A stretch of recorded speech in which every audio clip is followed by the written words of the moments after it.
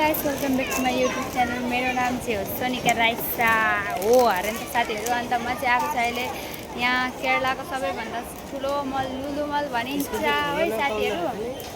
पाउँछ होला। अन्त म चाहिँ यहाँनिर सपिङ गर्दैछु है। पुरा सेल लागिरहेको छ लुलुमा चाहिँ साथीहरू। म चाहिँ बोल्दै भिडियो बनाएको छुइनँ अलिकति अकवर्ड लाग्छ क्या साथीहरू। तपाईँहरूले हेर्न सक्नुहुन्छ कि यहाँनिर सबै कुरा पाउँछ। तपाईँको मटनदेखि लिएर पोर्क चाहिँ पाउँदैन, अरू सब कुरा पाउँछ।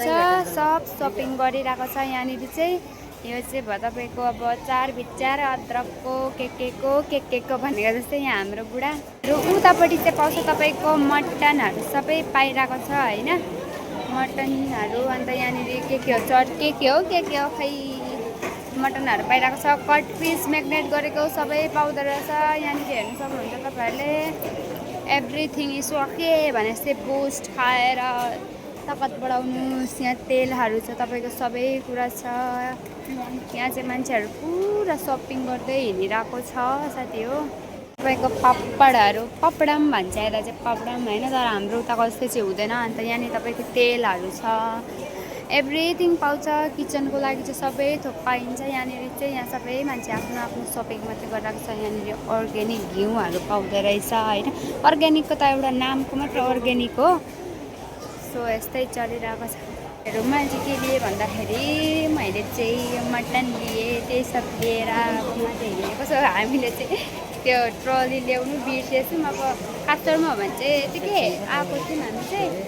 अन्त अहिले चाहिँ यहाँ आएपछि मटन भेट्दै त्यो मटन पुरा खानु मन लागिरहेको थियो क्या मलाई चाहिँ अलिकति।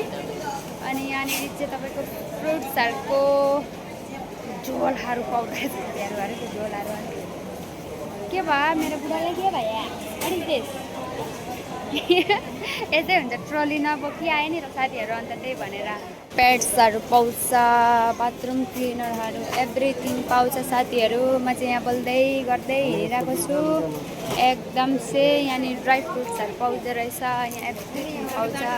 यहाँ सब बाथरुमको चिजहरू हो। सो हेर्नुहोस्।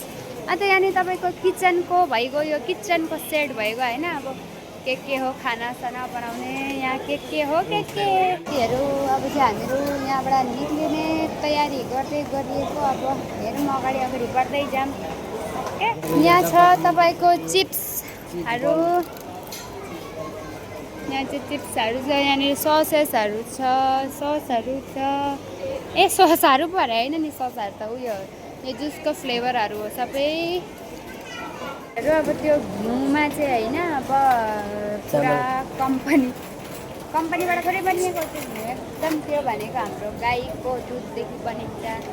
लाबरको कम्पनी के कम्पनी अरे छैन साथीहरू। यस्तो बिग्न घिउ चाहिँ पुरा अर्जिनल भनेर उयो गर्दा हुन्छ, तर खाँदा चाहिँ केही टेस्ट हुँदैन। केही पैसा मात्रै जान्छ।